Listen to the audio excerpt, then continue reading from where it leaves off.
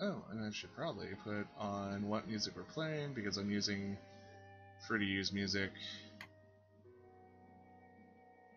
by a really cool person called named Kevin MacLeod.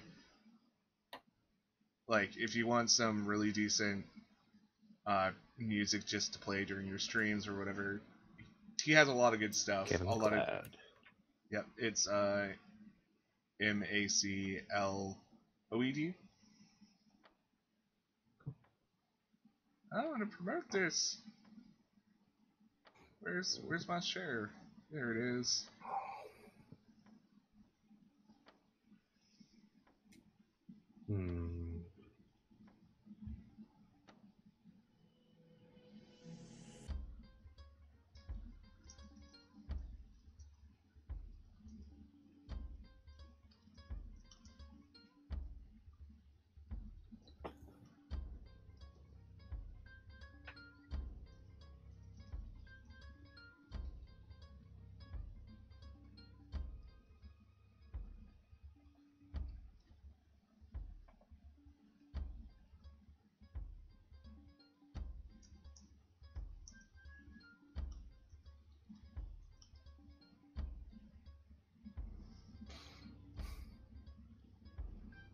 Hashtag D&D, hashtag support small streamers, hashtag everything else. Okay.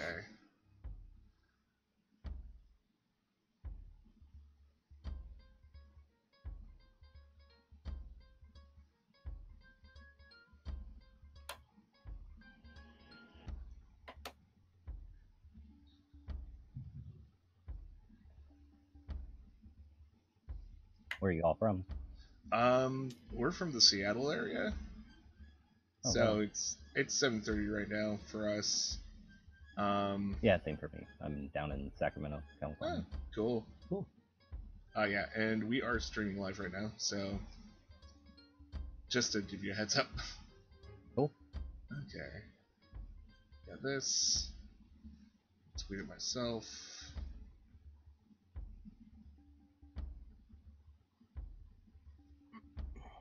And I will also put the link on our little website.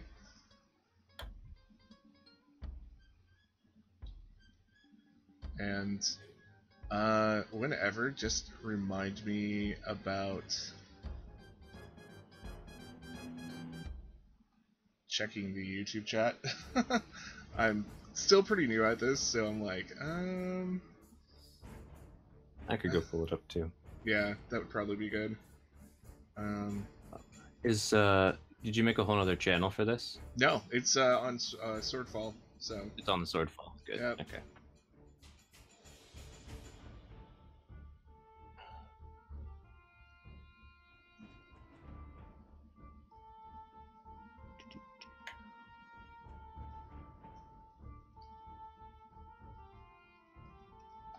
There you are.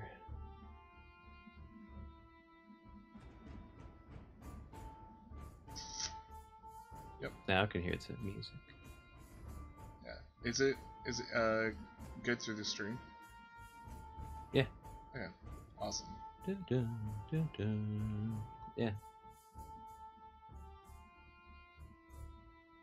Also, we are in the stream. Yeah, we are in the stream. I know. We're just I'm in the stream.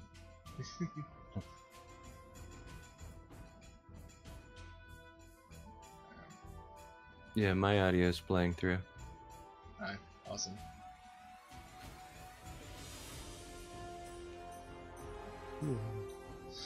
Make sure that's up. And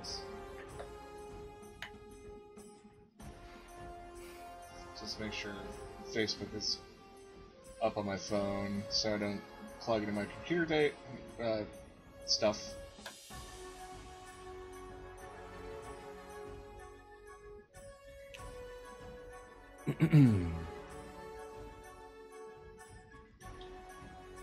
And we'll start this in like 2 minutes. We'll just start talking. Sounds Cool. good. Yeah. My stream health is in the red now. Oh no. Yeah, you're occasionally crackly. But Yeah. Oh, if I close enough stuff down, I'll be a-okay. cool.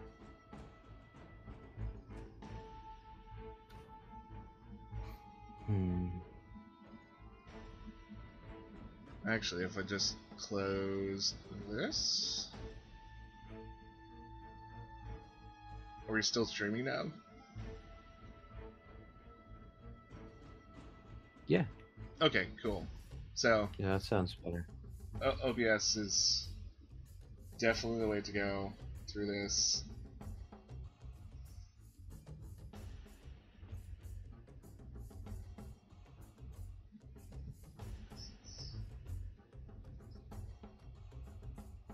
I'll just have the live chat up on my phone so I can see it. Sweet. Aha. It's almost like I know what I'm doing.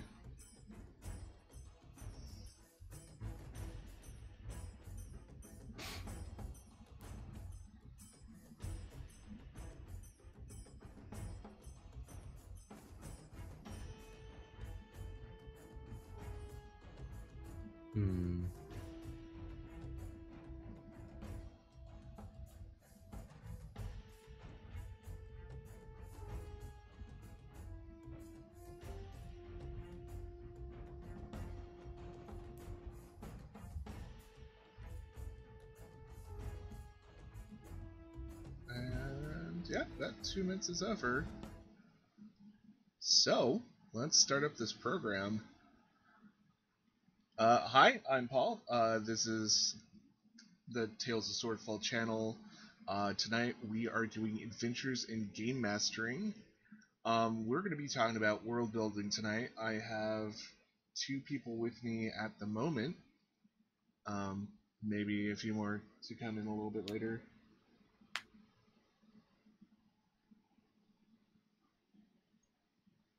Oh, did we just... Are we still live?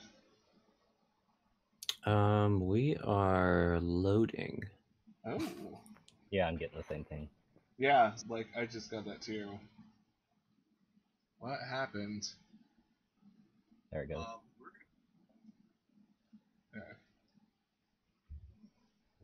Yeah. That was a little weird. Seems to be fine now. Yeah. My computer probably just freaked out. It's like, hey, somebody just jumped on YouTube through the Wi-Fi. The Wi-Fi's. Yep. Anyways, as I was saying, I have 2 people with me tonight. How about, well, one's a very familiar voice, the other is not. So let's introduce our new person. Who are you? What do you do? What's your gaming experience? My name is Micah Peepels. I'm a longtime player. I'm 38 years old now, and so I played early Red Box edition when I first got introduced through an old babysitter, and then played a whole lot of stuff along the lines of like Hero Quest, the board game, Heroes Unlimited, the Palladium stuff, and then I kind of got out of it for a little while. But after high school, I got back in the early 2000s and started up 3.0 and then 3.5 and Pathfinder. Now we're on to 5th edition. I also like to play a little Savage Worlds, and I've toyed around with like Aces and Eights. I'm really into the Western kind of thing lately. Cool. Do you do like just straight up Western, or like Weird West, or even steampunk? I'd like to do more Weird West, but my home group is some of the players don't really like that kind of stuff. So right now, my next campaign is going to be kind of historical Old West with a little bit of weird, but like Old West folktale weird, kind of ghosts in the graveyard, Native American shamans, and maybe some witches left over from the Salem witch trials kind of thing.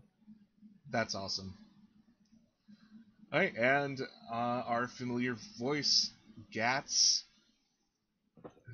Who are you? Hello. Hello. Yeah, this Gat's Righteous. So my gaming experience, played mainly third and 3.5 back in high school with friends here and there. Then didn't spend too much time doing that until got through college, and as soon as I was done with that, I got right back into D&D. I've been playing 5th edition for a few years now. Started up my own campaign briefly, and looking to start another one up again, DMing, but few years experience as a player. Yeah, and I am Paul. I run this channel. So obviously I run a game at least. I've been playing ever since I've been 7, so it's been 20 odd years. Oh god. 57 years, something like that, right? 300.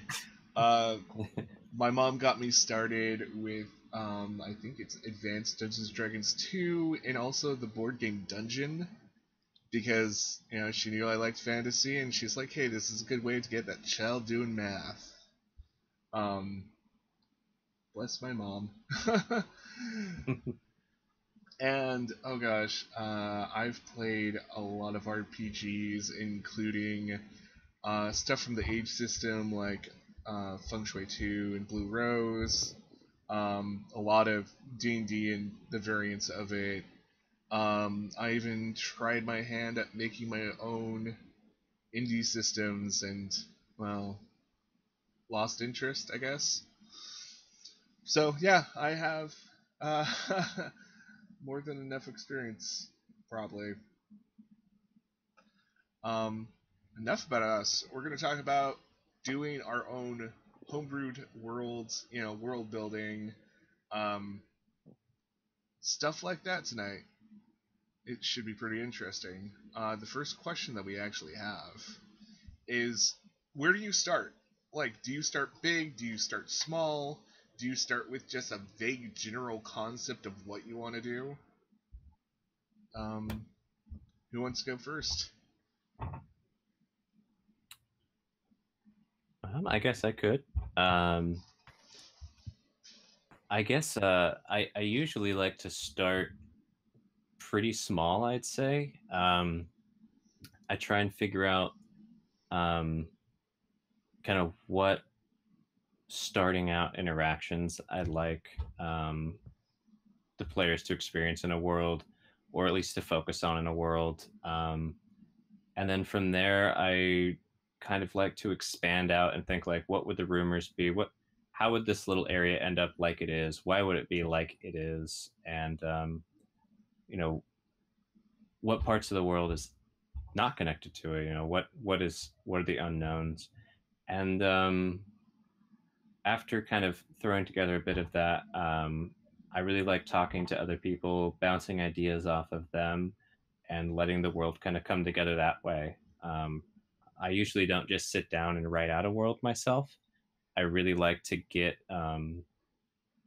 other people's imaginations involved with the base building, at least. Like, if I had, say, a green dragon over down in some southeastern jungle type forest in relation to more of a western beach town, why might it be there?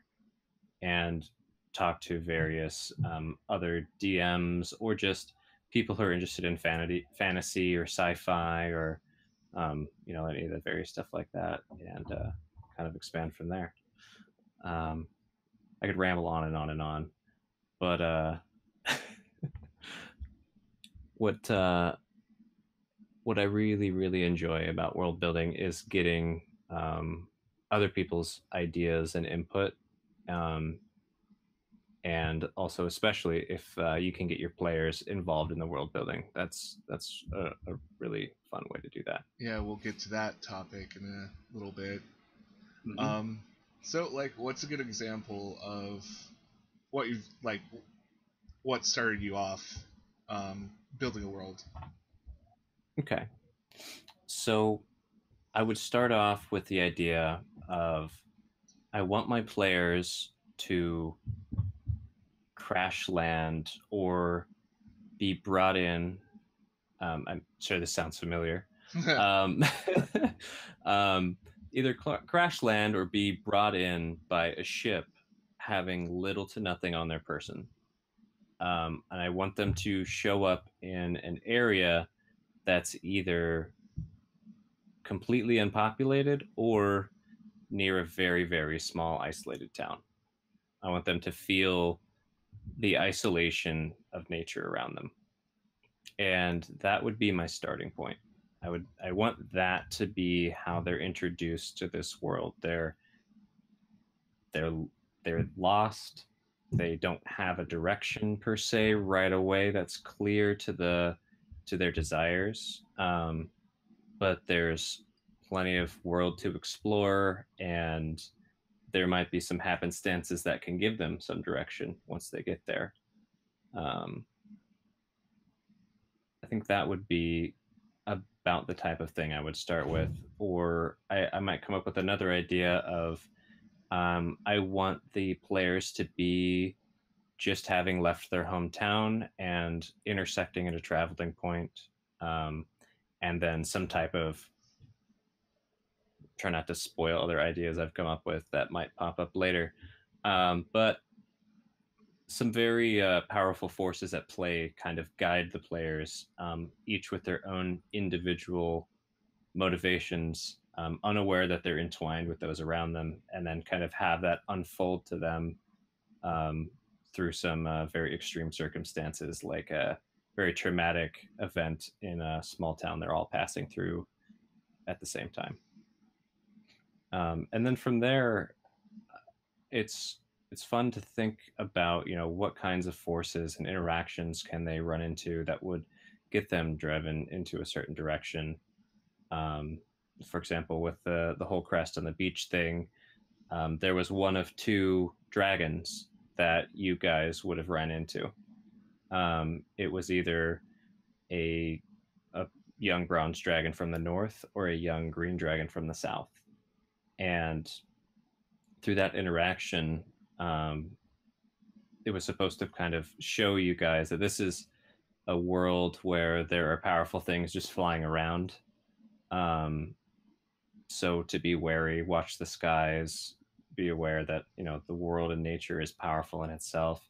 And then also kind of give you guys an opportunity to jump right into one of the big swaying forces in the world, the kind of struggle between the two major dragons in that region.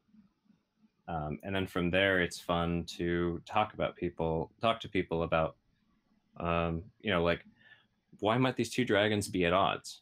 And if they are, why are they in such close proximity? Why are they trying to take each other over? And through that, I don't want to give too many spoilers because, again, I'm going to reuse some of the stuff. But through conversating with people, I've come up with a huge, wonderful story that's I can't remember the original story is called, but it's almost like the fantasy retelling of the Toga and the other clan of ninjas and how they had their falling out. And it just flushed out through talking with person after person and creating NPC after NPC that way, and getting these people invested and passionate about the little bits that they've created. It just creates a whole world in and of itself. That being said, of course, well, that has to be flexible when you're actually implementing a game. Yeah, we'll get into that in a few more questions. Let's allow Micah to talk for a few minutes. Same question. Where do you start when you're making a world? Do you start small? Do you start big? Do you start with some vague concept? I think it really depends on the campaign, on where I would start with it. If I was just building a world, I would definitely start with the Pantheon. It kind of gives a flavor of the world, I would say. Is it more good versus evil? Is there different dominant themes amongst the gods that, are portrayed down onto the mortal world? I think when I look at a setting, that's one of the first things I really look at is the Pantheon, because it kind of, you get the taste of it pretty quickly. Besides that, like if I'm starting a campaign for people, I like to start them off pretty small and localized and let them explore outward, because pretty quickly you're going to lose that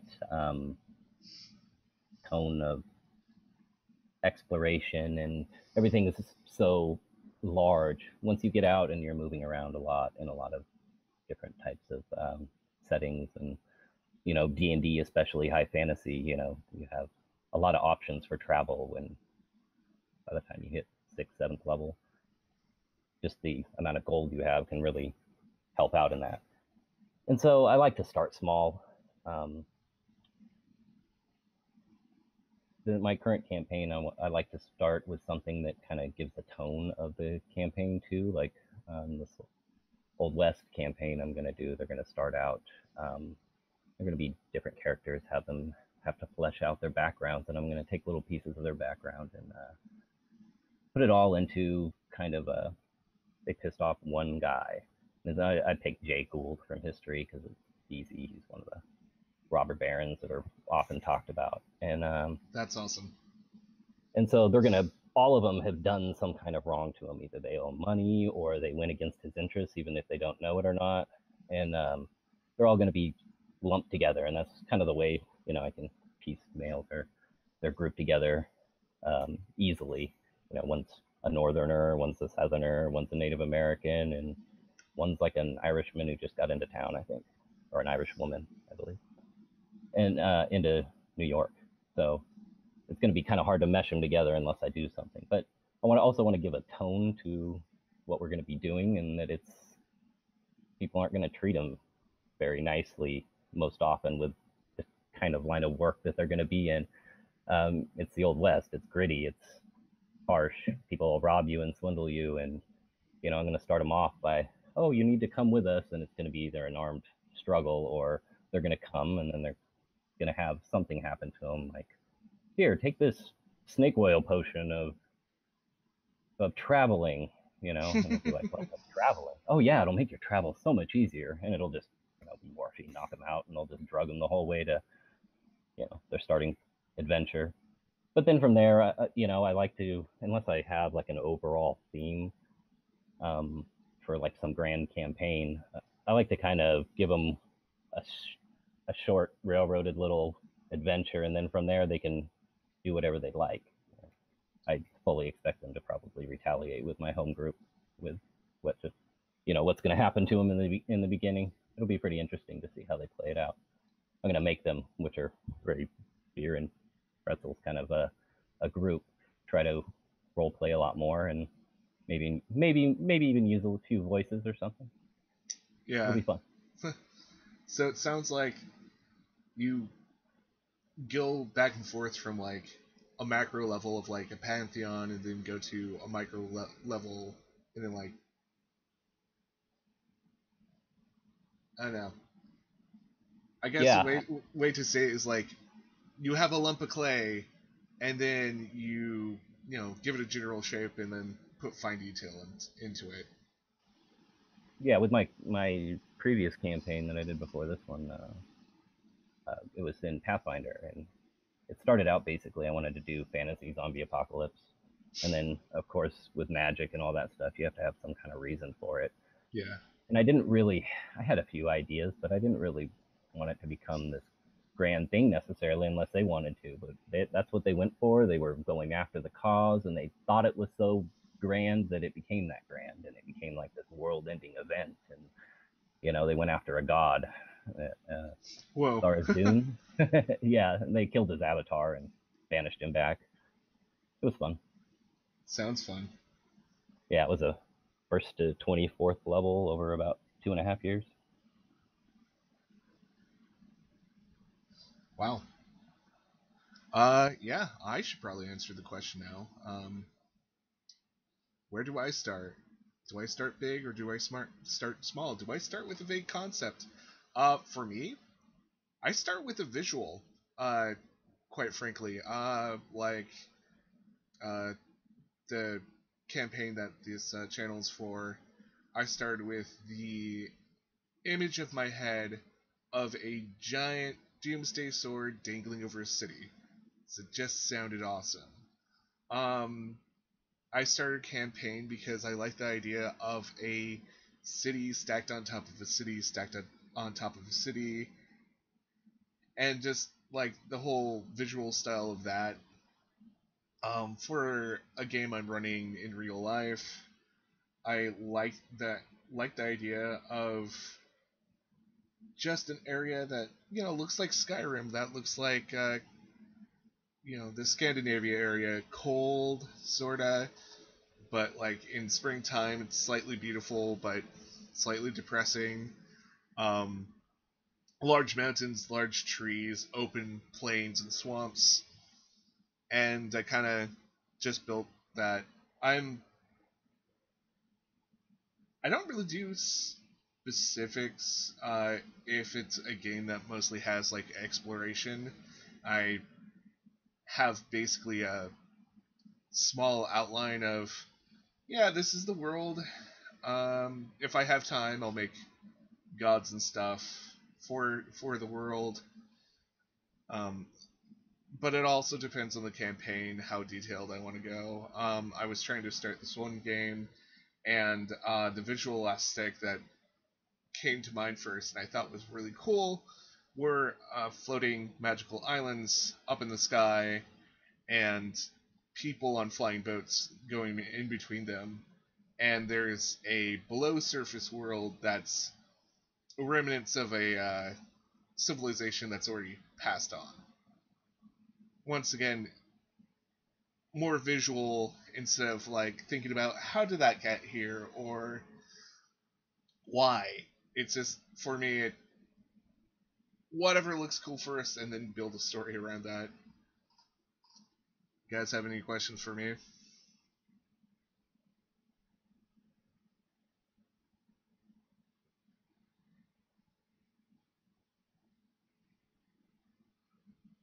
I'll take that as a no. All I heard was it crackled, and it at the end it just said "for me." Oh, did my audio just kind of go?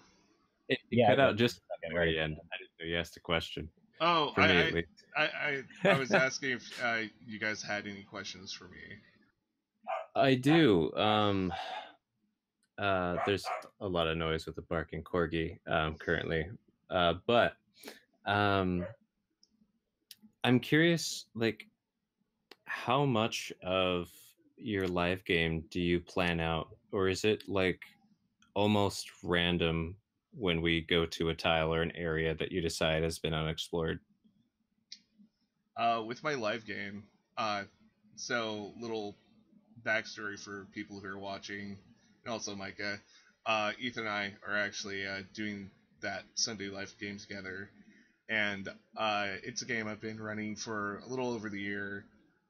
And the idea behind that it was originally started out as a series of one shots with lots of exploration, and so I didn't really have a super big like I didn't have like an overall arching plot at that moment. I just knew there were mountains, places, and like just general terrain.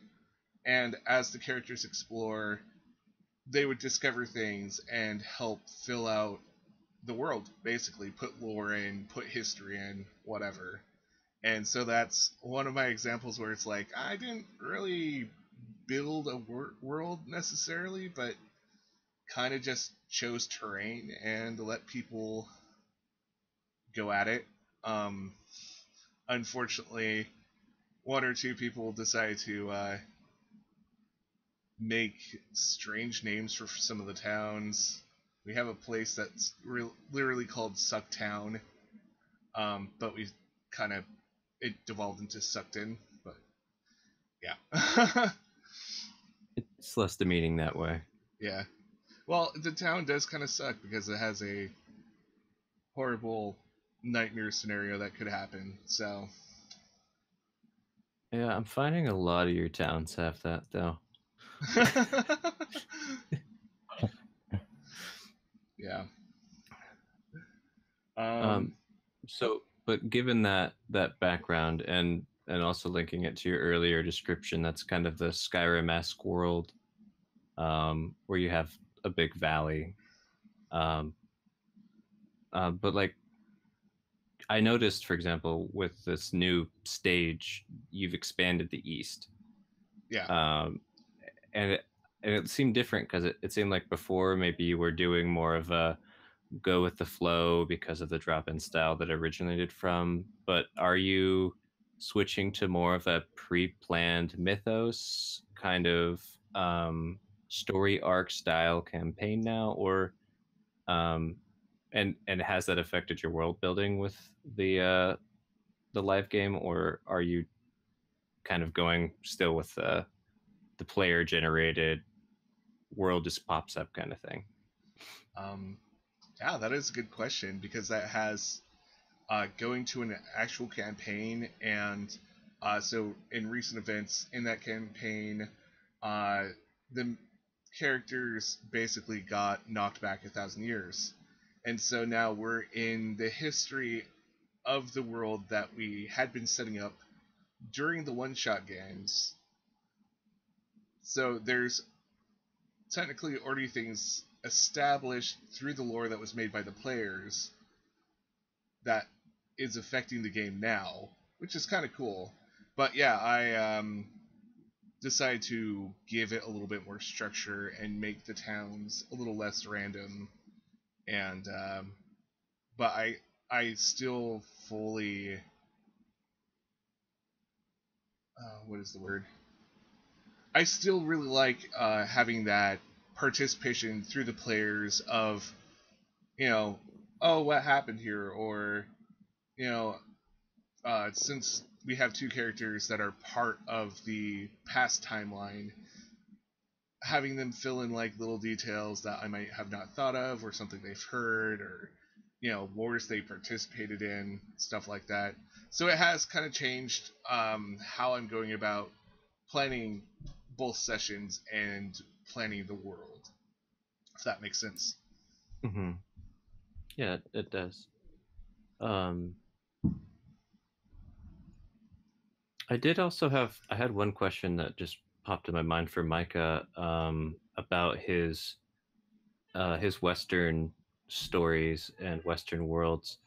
Um, is it kind of up to your knowledge of your player group where that line is between the kind of paranormal and fantasy-esque style, or is that kind of something you have a certain level that you like, or is it just kind of you do what you know your players are going to enjoy? You could go all the way to a Cthulhu-esque style cowboy adventure and still find ways to argue that it's within the realm of that world's possibility. But I see the witch thing, the skeletons in the graveyard, the more natural forces kind of thing. Yeah, actually, one of my players kind of requested that. Not very into.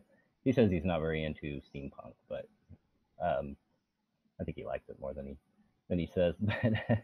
But so I went more, but he wants to do Western, so I decided to do more Old West and kind of got it. I asked everybody, and they agreed at that point because originally I kind of wanted to do more, mechanized steam engine fun stuff and kind of Deadlands. I've been wanting to run Deadlands and kind of want to actually, now that I'm more familiar with Savage Worlds, going to try to run some Deadlands one shots here probably pretty soon. Cool. Awesome. Yeah.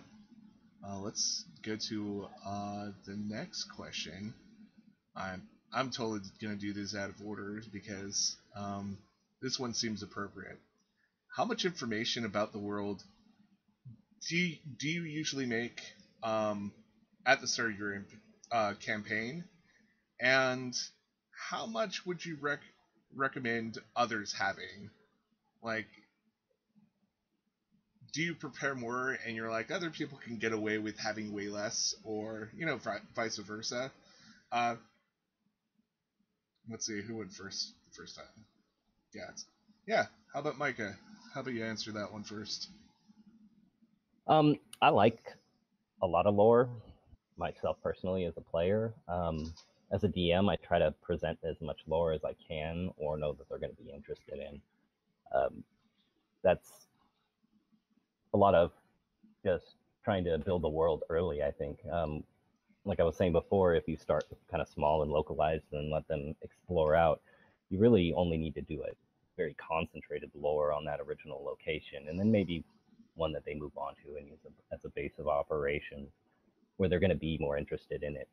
And I think it also depends on after that initial build of the starting kind of arena, or say city or whatever you want to call it.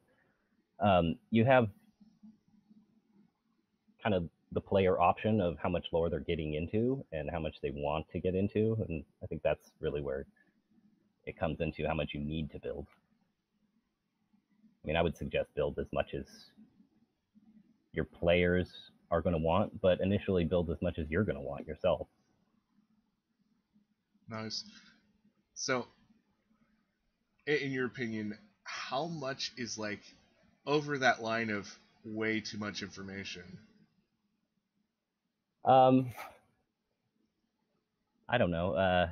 I like the lore in campaign settings. I usually spend more time in there nowadays than I do in any of the mechanics parts of the books. But I mean, too much lore is just kind of wasted lore at that point from a DM's point of view.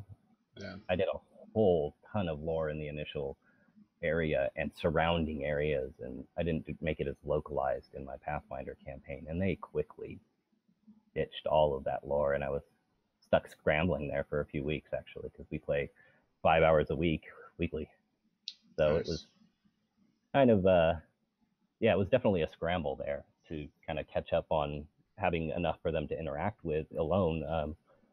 All my NPCs, most of them were from a single area, so I had quite a lot of homework those 2 weeks. Yeah. So I suggest, at least having a general idea on it. I really didn't think they were going to leave that area, but such is the way the game goes. Oh yeah, always. No matter what systems, players will do the most unexpected things. And in my opinion, and they'll do it even when they're kind of like following your own ideas. They just in yeah. their own direction, and they're off what you were thinking. And I like to have a lot of options now. Even with my Pathfinder game, which was my most recent campaign I ran, I had a lot of options, and they still managed to make me scramble a few times, for sure. Yeah. My favorite thing is like having the players and say, yeah, you've got to defeat this boss, and instead of like physically defeating the boss, they defeat it by basically, hey dude, this is not cool. You just need to calm down. And the boss is like, okay, I never thought about it that way. Anyways, Gats, same question. How much information about the world do you want to start, or do you usually start with before the campaign, and what would you recommend for others? This is something that I am still trying to figure out actually for myself, as I've only built a couple worlds and got them to the point where I had players to experience them. But one thing I definitely learned is you can provide way too little information at the start as far as what is around the players, and you can also kind of at the same time give them too much without enough detail. So one thing I was figuring out with the bit of experience that I've had is it's not so much the quantity as much as the detail of the world knowledge that seem to make a difference. Like saying vaguely, oh, there's powers over here, or there's deities at work, and all that. But if it's kind of feels distant to the players and the player characters, it's not going to have that much of an impact on their interaction, unless they're very specifically driven to go towards one of those things. Whereas you could give a lot of details of like there is a specific deity or there is a specific guy doing this over here, and I guess if the character seems like it, I lost my train of thought on that one. It's okay. Yeah, sorry, long day. But another thing I'm learning I need to do more of is giving a lot more variety as far as local knowledge and local world awareness in my campaigns. That became a big challenge when I tried to do the whole you're shipwrecked on this new place you've never been to. Because how would the players know things? But it could have made it very like somebody really introduced them, an NPC introduced them to the world, and kind of tell them where the ropes and everything like that. So I think detail is important as far as if you're getting into the mythos of things, not having it too wishy-washy or vague, and then having a nice array of things that are in an interactable range is good. That's about all I've learned so far. And what about you, Paul? What about me? Oh gosh. So when I was a lot younger, I would do crazy amounts of prep because I just liked to. There was one point where I introduced a foreign, like Pacific Island-esque nation in my world going against pirates, and I gave that whole island a specific language that I invented. A little bit too excessive, but yeah, at the time I thought it was a good idea. Nowadays, I've kind of slowed down with how much. Oh, go Quick ahead. question: did you make your players learn that language? No, Aw. I didn't, but they slowly learned that. Um, Half the time I was pronouncing things like 5 different ways, anyways, so it was like kind of a mute point. I'm really bad at that. Um, But nowadays, it really depends on the level of campaign and if it's a one shot or not, how much information I actually start with. For that Sunday campaign that I'm probably going to keep referring back to, since it was a series of one shots, the world was pretty open and there wasn't much information until the players started actually filling it out. I had a pantheon of gods, basically, so if anybody was like a cleric or a paladin, or just wanted a god to pray to, they would be openly available. I had a calendar mainly because I was keeping track of all the different characters' movements by day, and that was actually kind of neat because since it was a lot of one shots and there'd be different players about every week in the first month of that, or 2 months, 3 months, something like that. I would all start them on basically the same day and see where they ended up within weeks, and finally ended up having one world event happen that happened in every one shot for I think 2 or 3 weeks when I ran it with different groups. So that was pretty cool. But yeah, if you can make a calendar for your world, even if it's based on Earth, it really helps out, in my opinion, for at least taking notes. Having some kind of pantheon if you're in D&D, because you have people who literally use gods for powers. I have to agree with Micah with the whole start with local information or lore or anything the players are gonna initially start out with, like, or like, don't go as far as like planning out the king's heritage or lineage. If the characters aren't gonna even interact with the king, why? That's basically what I start asking myself when I do start making information. Like, why am I doing this? Are the characters going to ever interact with this? Do I need to know the whole family structure of the mobster gnomes in my world? Probably Yeah, not. does it just need a name or does it need an actual background? Yeah, exactly. And I do have to say, I still sort of have the bad habit of getting too much information, mainly because I have insomnia problems and kind of get obsessive over things every once in a while. So I'll stay up for like a whole day and prep something that's probably not needed. Once I ended up plotting out weather patterns for whatever reason, and when I came back to it a couple days later, I'm like, why did I do this? Why? Why? Um, yeah, so my recommendation is kind of like Micah's. Just start locally, start small, build out what you need to when it comes to that. Hopefully I just didn't butcher everything you just said.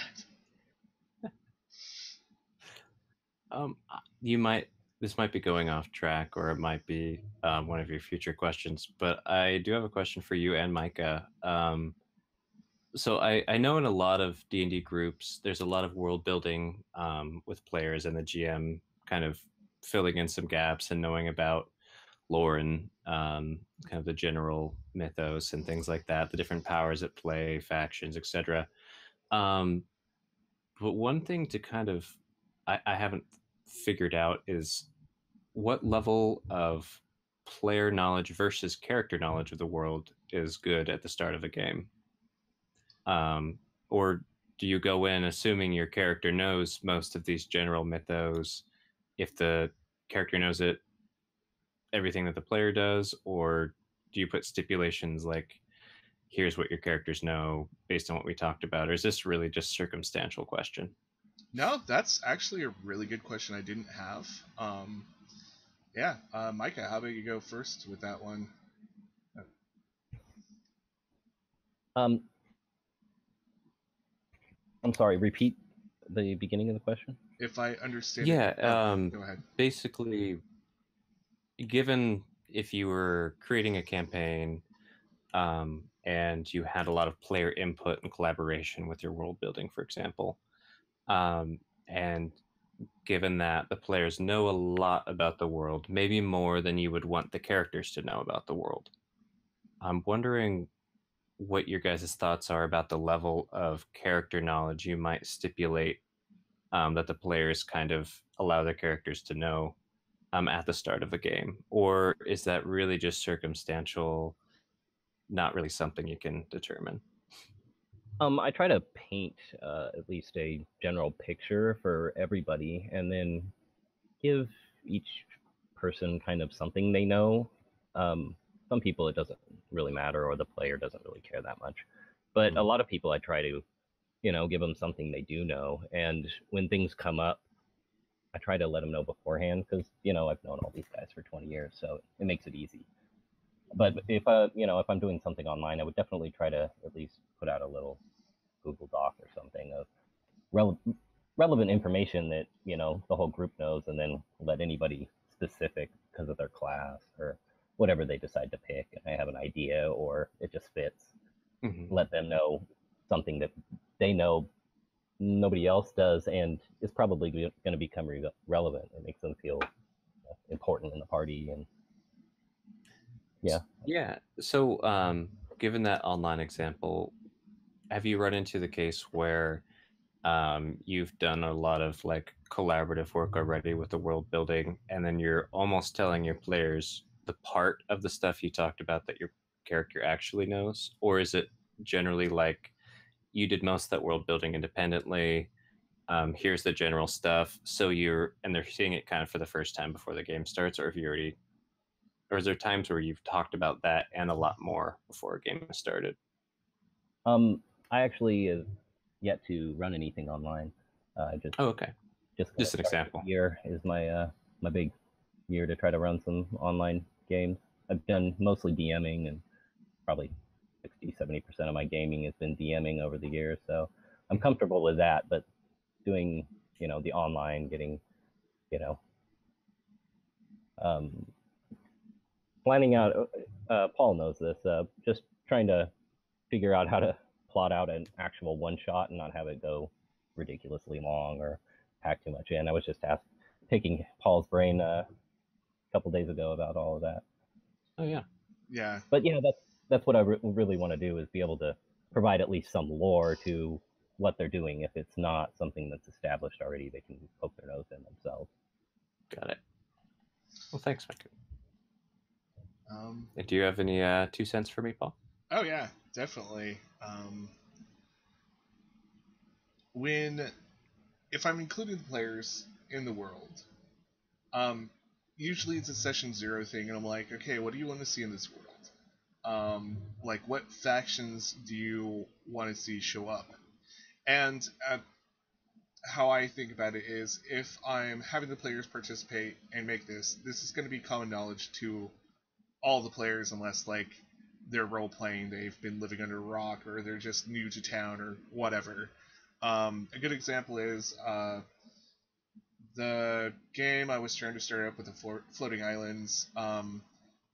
I thought it would be a really awesome chance to give everyone their 2 cents on what like powers were at play, what factions were controlling the world, and that was pretty interesting because everyone gave me a vague description, and then I build up off that, and I, made made it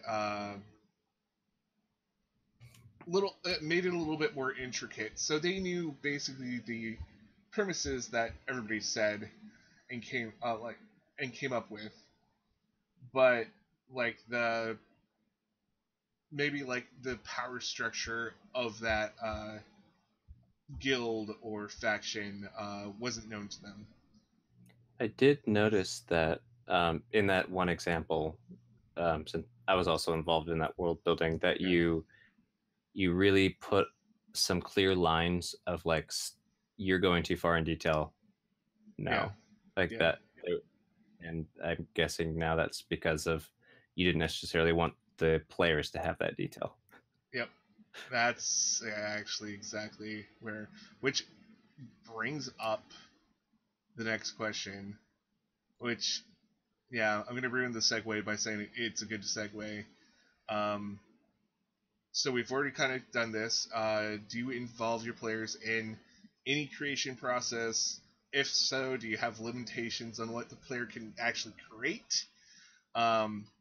Also, why would you involve your players? Gats, how about you go first? Sure. So there was a couple parts to that. Let's see. The first part was basically, do I involve my players in world building? Absolutely. I like to do that. At least asking them how they want to interact with a world, and then running by, of course, by the settings, like, do you want to be sci-fi, high fantasy? Okay, what does high fantasy look like? Are you sure you're not thinking low fantasy or mid fantasy? And luckily for me, most of the time people are like, let's just do a typical D&D high fantasy setting, so it's been pretty easy for me, and I also enjoy that setting as well. That being said, as far as limitations or parameters for things that players can create, I've always, and I hope to continue to say, I welcome all ideas and suggestions. Though I might say no to an idea, or I might take an idea that a player gave and implement it into a game in a different way than they thought. I might have, or a different way than they were expecting or hoping it might show up, while also hopefully making it enjoyable for all the players. Um,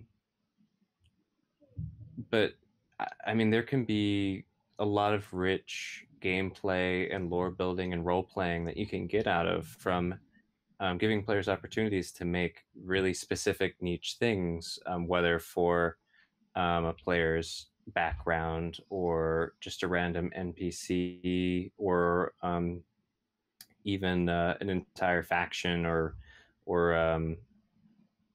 in the world. Um, and there's a few benefits to that. One, it can sometimes alleviate some DM burden from the amount of time you spend running the games and all the other source materials. If you want to add a little bit of richness to your game, but you're finding you're lacking time, if you have a player who's really interested in kind of helping doing some world building or NPC building, that can help alleviate some burden and also add some nice flavor that you might not have come up with because it's from another person's perspective. Um, Same thing goes for towns and really any part of the world you want to get into. But again, that's not necessarily stuff I would have at the start of a game. That would be maybe something a little more down the road once the players are a little more familiar with the world. Let's see. And why the other question, I think the other part was, why would you put limitations or why would you not include player input on world building? Is that right? The last part is, why would you even involve your players? Why would you even? Yeah. Oh. I think you answered that though. I mean, I think I probably did. I could ramble on and on in circles about it, of course, but I like to. It's a personal thing, I've known a lot of DMs and GMs who they build the world they want to build, and the players are welcome to be in their world, but they don't really get to control how the world is built. And I've seen the whole other side of things where the world just evolves and flows almost based on what the DM talks with what the players about what they want to see next. And then there's, some DMs are more prepared than others. I've been in some games, some have gone better than others, where the DM literally makes up everything as you go, and other ones where everything's plotted step by step, very strategically, to the point where you almost even can't get out of their box, which is quite an accomplishment for D&D and other role-playing games, because players are always ruining everything. Oh, what was that? I said, yeah, that is quite an accomplishment. Yeah, it's only for short durations, but oh shoot, what was I talking about? I think that was rambling at that point. So yeah, I lost track. It sounded really meaningful. So I had like a point, and then I lost my point while I was rambling. That's so annoying. Sorry about being so tired tonight, guys. No problem, man. But yeah, just player input. It's good to involve them to make sure they're getting to have the kind of fun they want to have. That's. Oh yeah, I was talking about other DMs because I was going to talk about what I do. I like to build a world. I went way too into that. I like to build a world for my players, and inspired by my players. And I like to try and make something that they're really going to enjoy. So that's why I'd involve my players. Some people do that. Some people don't like doing that. Sorry about the extra detail. No problem. It was really good until that loss of thought. So, Micah, do you involve your players at all? If so, what limitations do you put on them? Also, why would you even let your players help you build a world? I didn't used to give a ton of player input into the world itself. I wanted to know what they wanted to experience, but I kind of just took it from there before, unless it directly involved their character build or something they came to me with. But I kind of went away from that more. And some of the stuff I did when I was hopping around apartments and had a lot of roommates, and I would get them all involved. So I kind of like having the players make up their background and then have that background actually relevant in the world. And maybe, they can make up whatever name they want and what that thing is, within reason, of course, Yeah. Nothing too crazy or grand that gets out of the theme of what we were all trying to do together originally. When you talk about what you want to do, kind of that session zero, but with home games, it's kind of just friends hanging out. Yeah. But now more and more, I want to, just get them involved and let them go for it. If they have an idea and they just go for it, I'm probably just not going to say no.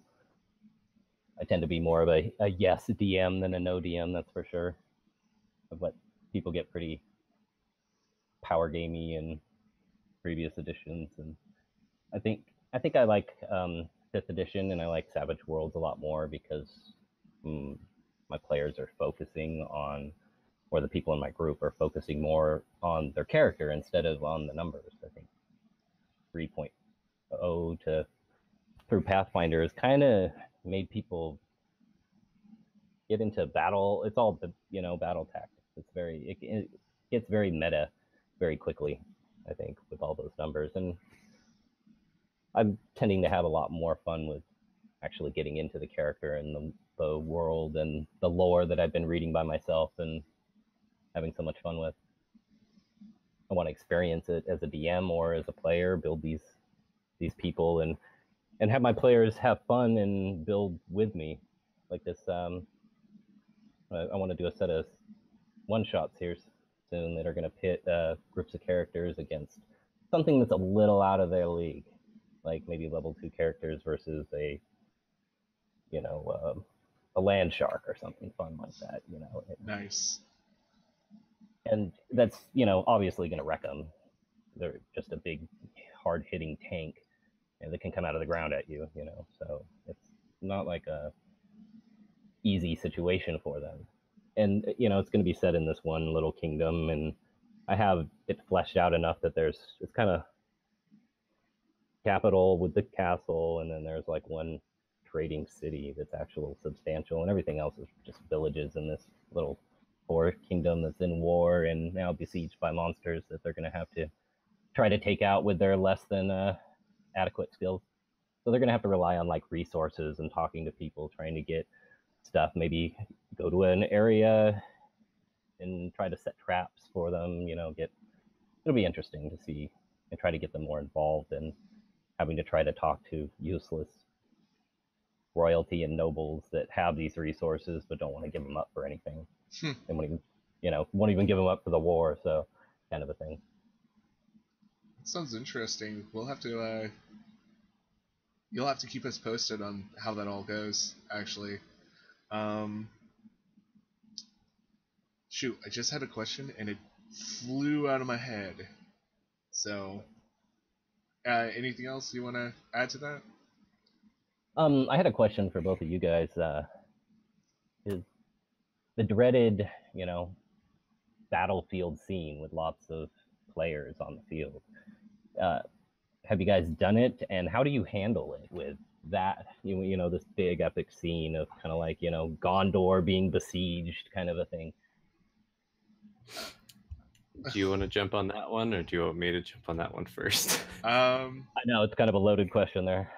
Oh, yeah, because I've done some crazy stuff, which also included player interaction and players building up things, and it turned out to be a really real mess because it was a half-cocked idea that I was trying to work on. Then I was like, okay, this isn't working like I thought it would. So, literally, my Sunday game, part of the reason why I transported the characters 1,000 years was because I got really tired of the war scenario that was going on, and for some reason I had the bright idea of giving each character a faction to take care of and be like, okay, you're gonna tell me like what happens with this faction. We're gonna do this on the side. It will be really cool. I'll like make like little plots around what's going to happen. It worked to a point. And basically, once we had like conflicts of like little pieces of army, it boiled down to, okay, roll me a d20. Whoever gets higher is gonna win. So it was kind of like everybody would make these giant plans, and it turned into kind of an anticlimactic like mess. Yeah, it was. It was really weird. We all had really different ideas of how the battles were gonna go too.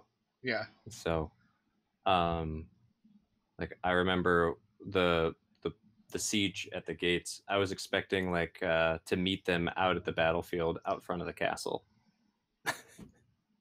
That would have been, and then where you had the necromancer group was just in the tunnels. It was complicated. Yeah, it got super complicated super quickly. But I have had like, I think if I was gonna ever do that again, in the past I've literally had used things that they use in Apocalypse World called Doomsday Clocks, where certain situations happen and the Doomsday Clock keeps ticking to a point until there's something that really bad that happens to either that faction or the world. And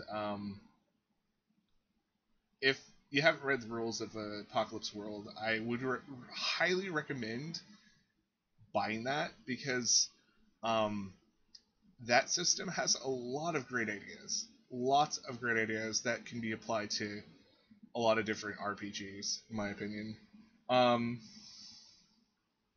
But if it's a scenario where all the players are in the battlefield and there's like other armies going around, I would basically treat it like a tower defense game where, you know, all the other armies are doing their own stuff. Okay? But the action is focused on the main characters, so you have like waves of guys coming at you, and there's certain amounts of time between each wave that the characters have to like prepare, you know, barriers or put down caltrops or like drink their health potion, and then the enemies come again. I really hope that actually answered the question. So my question for you, Micah, a couple things. What kind of scale of this battle are you thinking? Are you thinking like two towers battle scene kind of scale, or are you thinking just a few hundred, or just legions upon legions? Or which one of those kind of was fitting your question, or is it all of them? I think, yeah, it's probably all of them, because I think once you get past about 50, you run. I mean, way before that, really, realistically. But I mean, 50 is definitely way too many to try to run individually. I would guess. Oh yeah. Yeah, I made the mistake of doing that once. Oh yeah. And, yeah, and I actually, with that mistake, it was over 50. It was a big, huge pirate ship battle. Pirates came in to attack a trading ship, smuggler ship, and I made the other folly mistake of using each of these custom-built NPC pirates and smugglers' abilities, hit points, etc. But there is a quick way. Thank you, Paul, by the way, for helping me with feedback on that. Oh yeah. There's a real easy way to make a big fight like that a lot more manageable, with around 50 in a big fight. And you know, you're having these kind of clashes between small groups or one-to-one fights between NPCs of various factions. And what you could do with that is give them give them an AC, or even just do a 50-50 like percent chance that they'll hit or not, and then give each one of those NPCs one or two health like ticks. So You roll for a group. You can do percentages on that to how many they hit, and then they just kind of start falling around like flies when they hit once or twice. And you'll kind of find out real quickly that one side will end up, taking over, opposed to the other just due to sheer luck. But that way you're removing a lot of number burden instead of trying to actually manage that many NPCs with 5e rules. As for kind of a size up from that, like a few hundred in a battlefield, I've been toying around with how to manage that. I'm a big fan of the Heroes of Might and Magic games on the computer. I've been playing one since one came out. I love them, and I guess the first thing I'd try and figure out is how do you want your players to be interacting with this battle? Are they down and in it, or are they, like Paul was talking about, are they in the fight? And if so, it's simple enough as just focusing on the few waves and interactions they're going to have, and the rest of it's really backdrop. You can do just massive dice rolls to see which side's doing what, and you don't have to get into the nitty gritties.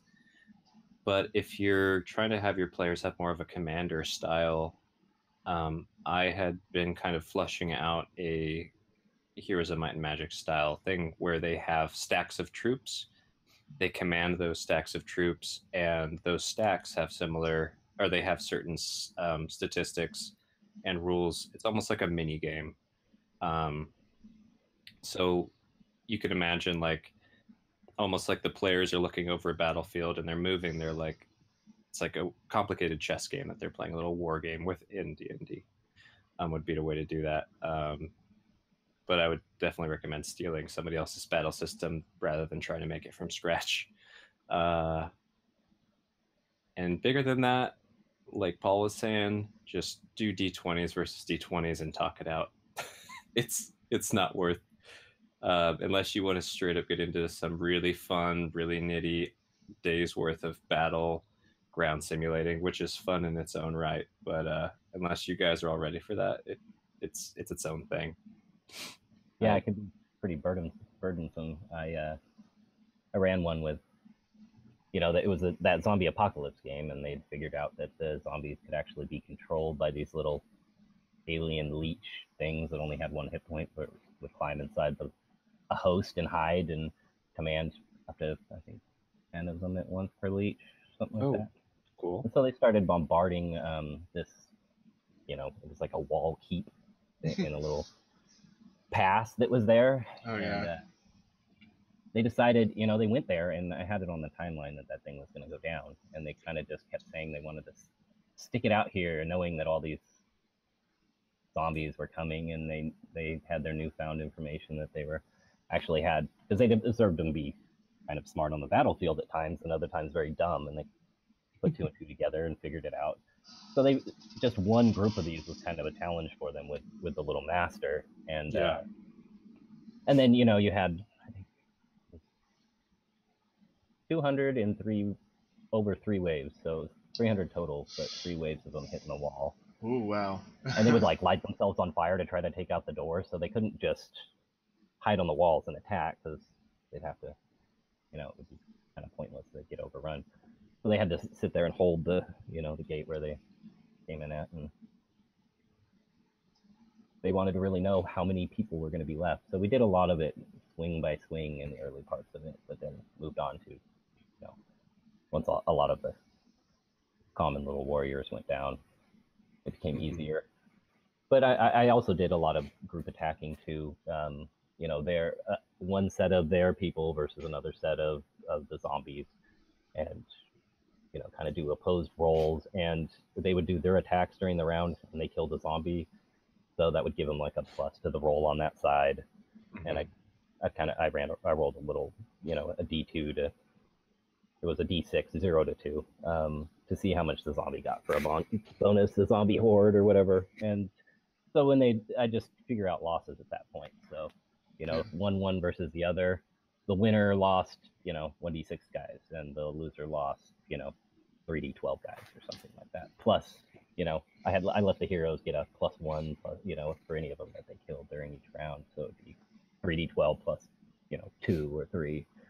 I had 5 players going, and I think we had 40 people total on their side in that battle. So That's a lot of numbers. 15 hours to get past the first 2 waves, and then to the point where I'd planned it. I kept asking them, "Do you want to? We can speed this up." But no. I mean, if they're having fun and they're not feeling like bogged down by it, yeah, then have at it. But I was very bogged down by it, and by the end, by the end of the second wave, they were very bogged down. Yeah, that was part of the thing that I had going with the whole factions, was just like everybody seemed like they were semi-interested in everything, and I'm like, okay, cool, but then I forgot my official role of, if I'm feeling stressed and not having fun, I should probably stop doing what I'm doing before I burn myself out. Yeah.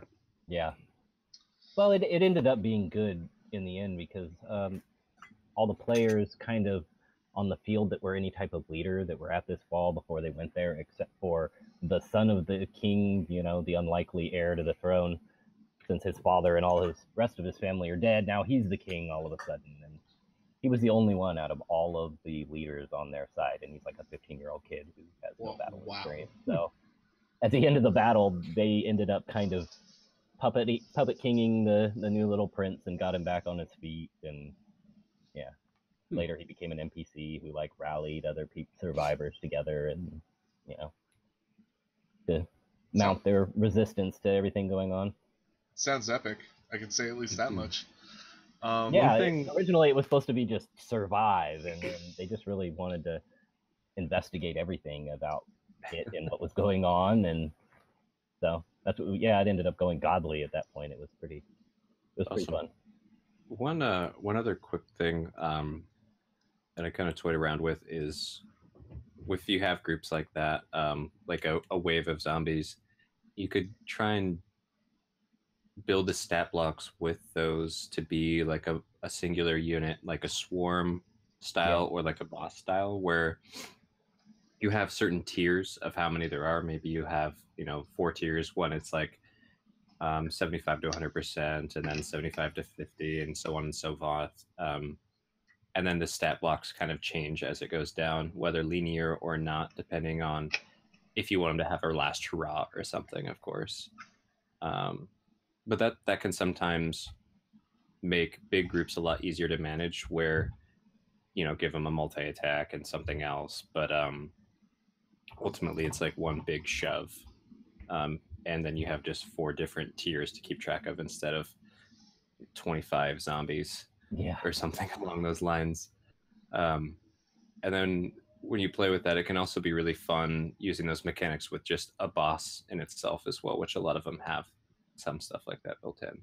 If you look at some other people's homebrews ideas and expanded stuff. But I think Paul is itching for that next question. Oh yeah, I'm gonna combine the last 2 questions because they kind of go together pretty well. Where do you get your inspiration for building a world, or just in general? And what resources do you use?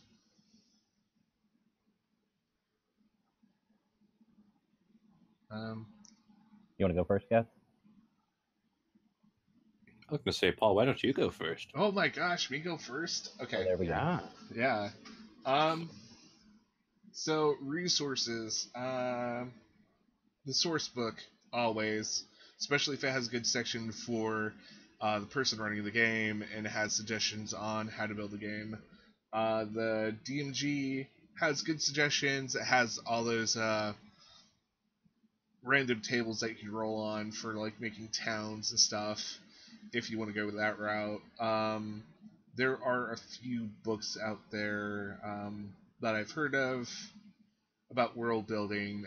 I don't own any, so I don't really use them. As for inspiration, as I said, I start with visuals, so when I see something cool, I'm like, can I make a campaign world, or just a campaign out of that? Last year I saw King Kong and the whole Skull Island thing and the Hollow Earth stuff, I was like, I want to run a campaign like that because that would be awesome. And so movies, that's where some of the inspirations I get from. Music, um, just sometimes an idea gets into my head through earworm, and I'm like, this theme would make a really good like campaign setting, or just the like what the music makes me feel. Yeah, I want that as a campaign world. Sounds totally bizarre and bonkers, but I've done that and turned out alright. Gosh, what other resources do I use? Well, I use players, of course. Players are always a precious resource. Um, and some of them are also a source of inspiration. The Swordfall game, uh, I had a little planned out, but then we started getting into character backgrounds and stuff, and so I know a few things about this world, like um, there are definitely magic users that use arcane objects, and apparently they have those stolen from them. So I'm like, okay, there's probably a lord who uses magic that has a security team.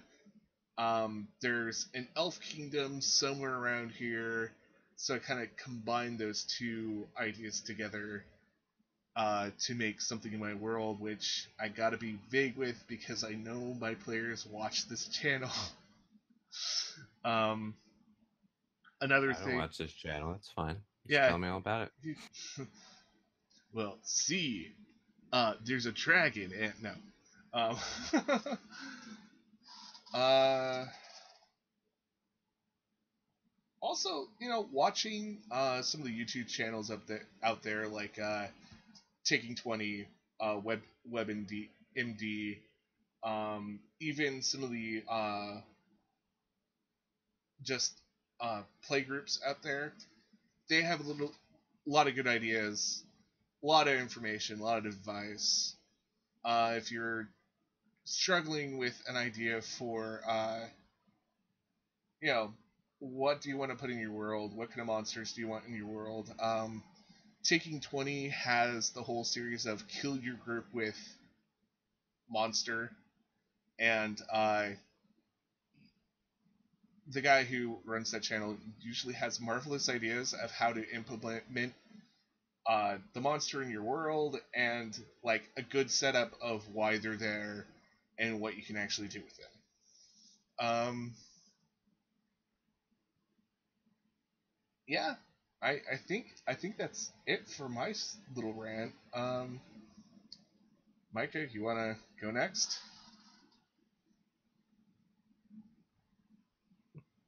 I can go next. Okay.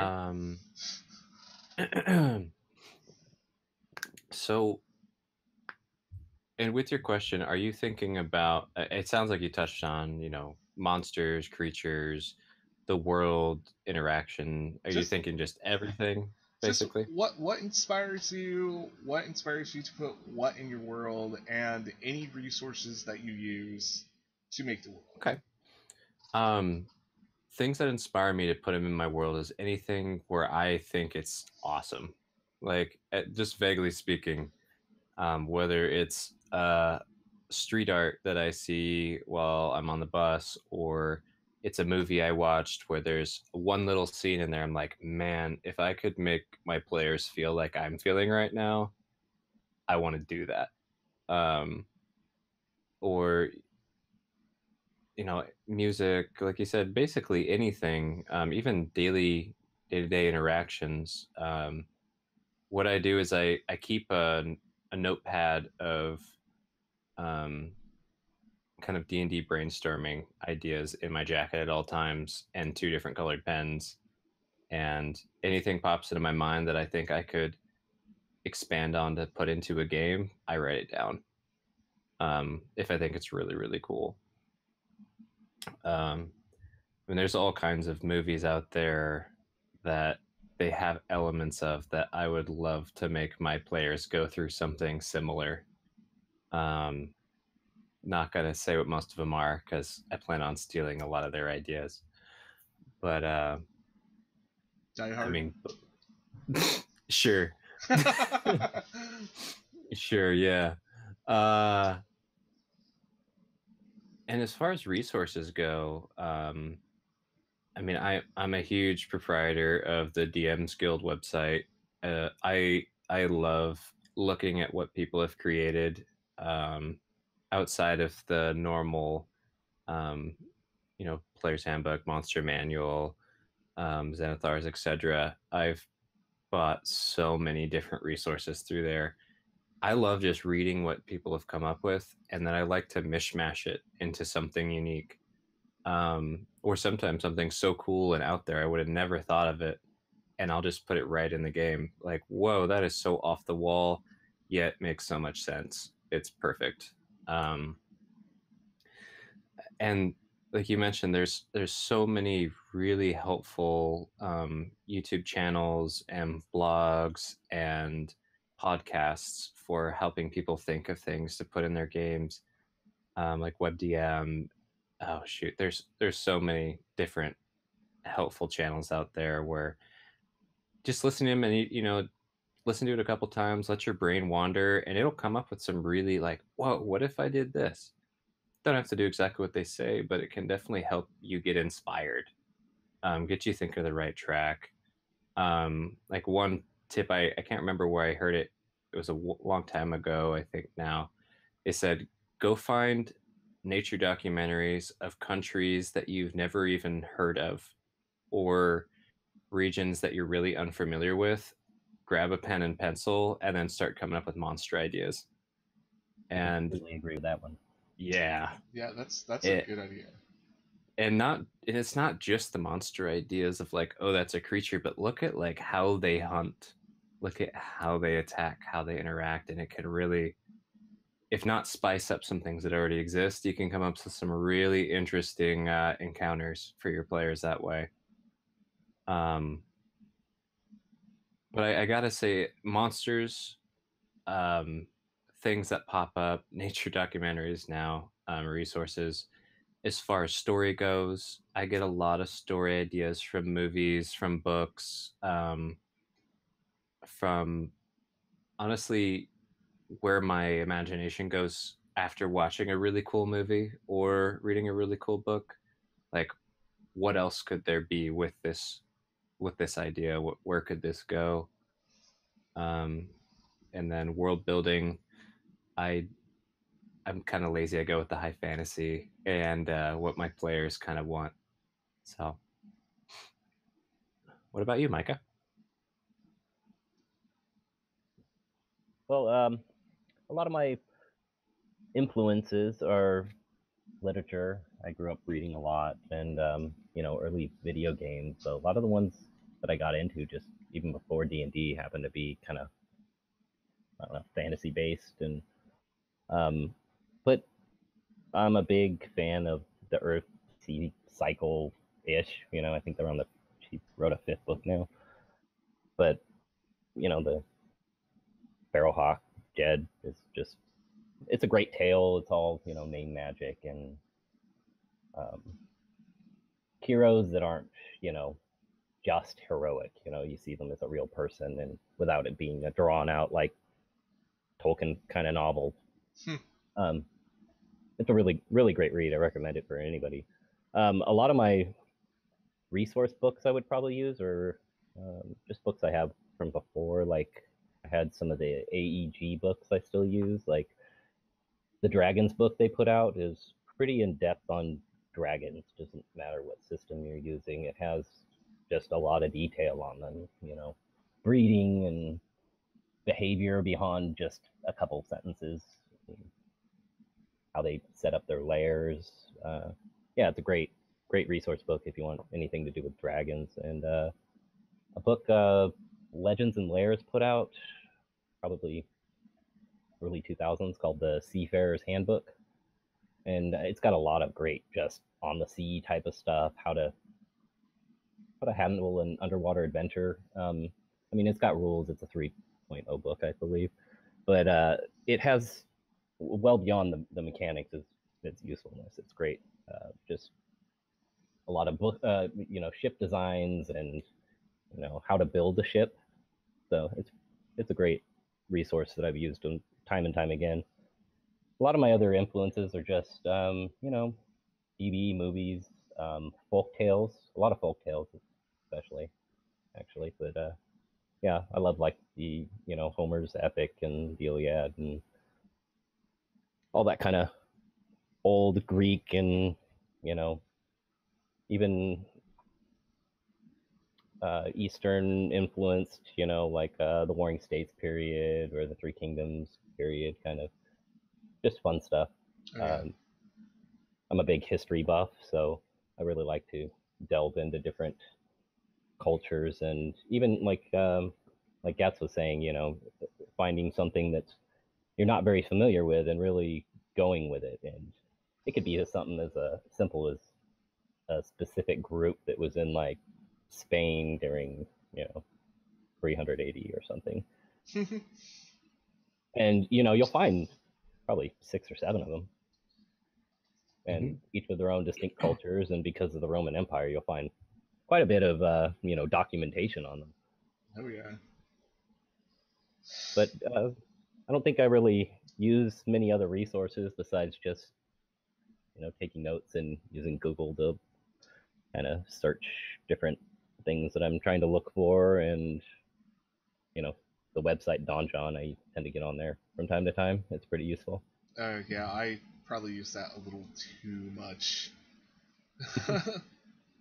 It's got a lot of great resources on it, that's for sure. Yeah, definitely. Like their calendar maker is so useful if you just want to make any kind of fantasy or calendar. just being able to list things in different categories with thumbnails.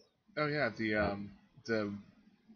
their monster sort out list is really handy, especially if you're I love that website.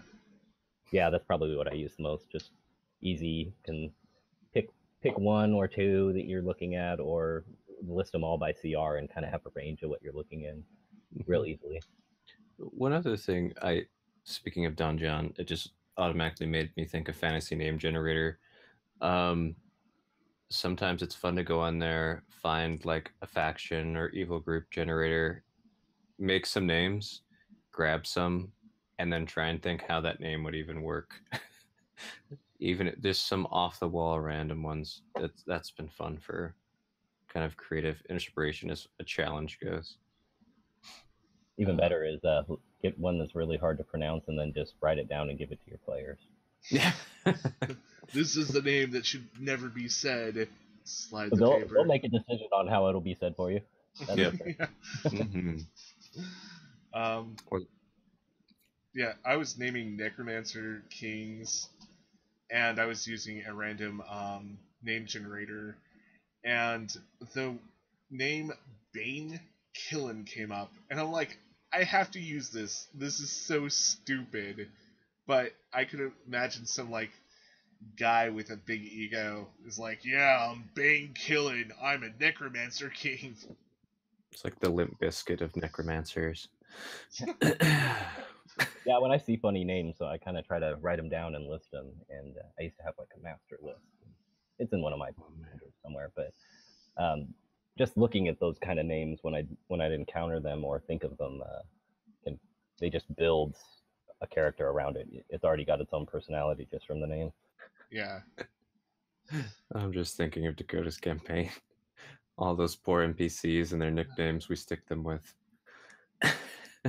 It's delightful when you have a totally epic name, and the every player's like, oh yeah, shoe guy, cool. It's like, no, his name's my latest one that I loved is we literally named that NPC. He had a name, that weapons salesman, and we just started calling him Michael Bay. Oh god. And then he became Michael Bay, like personality, quirks, and everything. I'm just like, fine, you're gonna keep calling him Michael Bay. He's Michael Bay now. Good luck. That's hilarious. in the campaign I'm playing right now, we were looking for a ship captain to pilot our ship, or to lead our little sailors when we weren't on ship. And we decided that we were just gonna get one, and he presented himself, and we're like, "Your name is Billy Bones," and he's like, "What?" We're like, "We're just gonna call him Billy Bones. Don't even give him a name."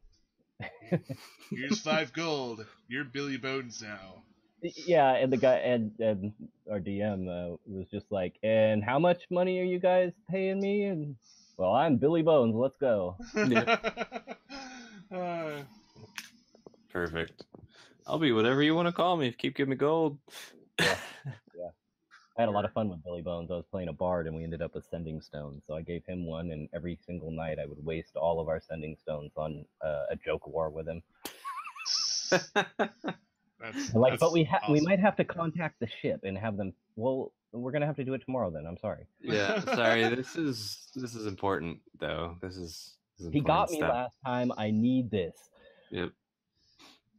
That reminds me of like back in the day when you had to pay per text, and it's like, or you had like. That wasn't that long ago. Yeah, it feels like a million years, but like, you're just texting your favorite friend. You get up to 25, and it's like, well, we'll have to end this conversation. Oh no, that was long ago. That was like 10 years. Yeah. Dang. Yeah. Although some of the carriers didn't get rid of it until. Some of them still haven't. The small ones. Oh really? Yeah. Especially if you're like. I couldn't handle that. Yeah. Some don't even let you out of your zip code still. So, anyways, that enough was, topic. Yeah, that was basically all the questions. We've been on air for an hour and a half, which is really good. I think we can call it a night and end this soon. Yeah. Thanks, Paul, for putting this together, and super nice to meet with you, Micah. And I do apologize for how tired I was tonight. Not normally this tired. But this is cool. Dang, I had one more question, but it's now gone. It's fine. Don't worry about it. I would ask the YouTube chat questions, but I'm not even sure if anyone's watching us at this point. The only question that's come up was, just got here, how's it going? Yeah. Who all is in the conversation by Wild Picks?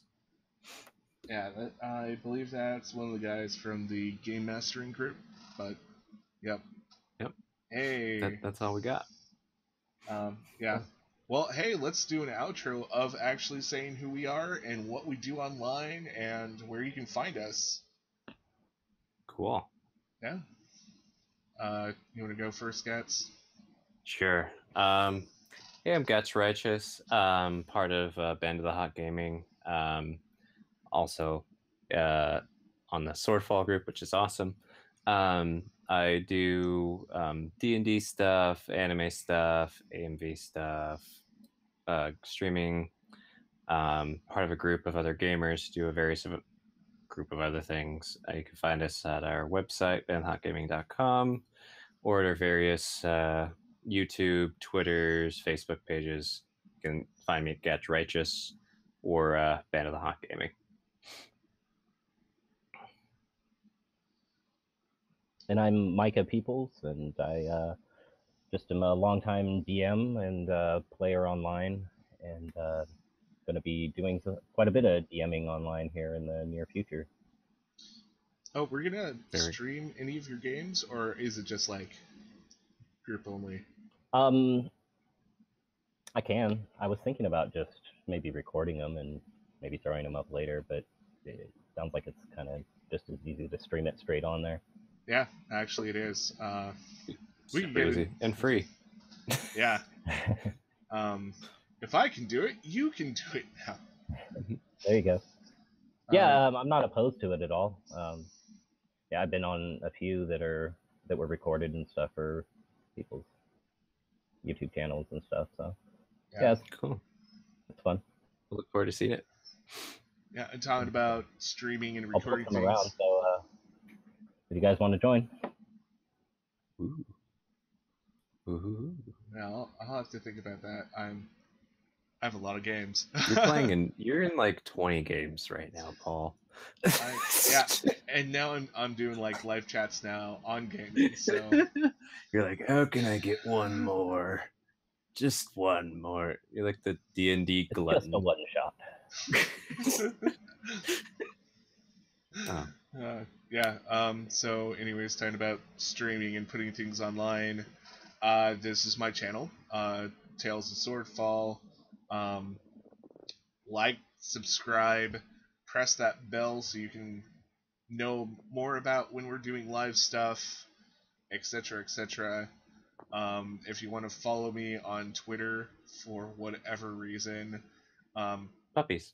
yeah, I do puppies and D&D. That is my life and my tweets now. Well, not just D&D. And puppies in D&D. Yeah. Yeah. Oh, I was at one point totally thinking about running an April Fool's campaign where it was dog race people. Dude, okay. You know what you could... Okay, little side tangent.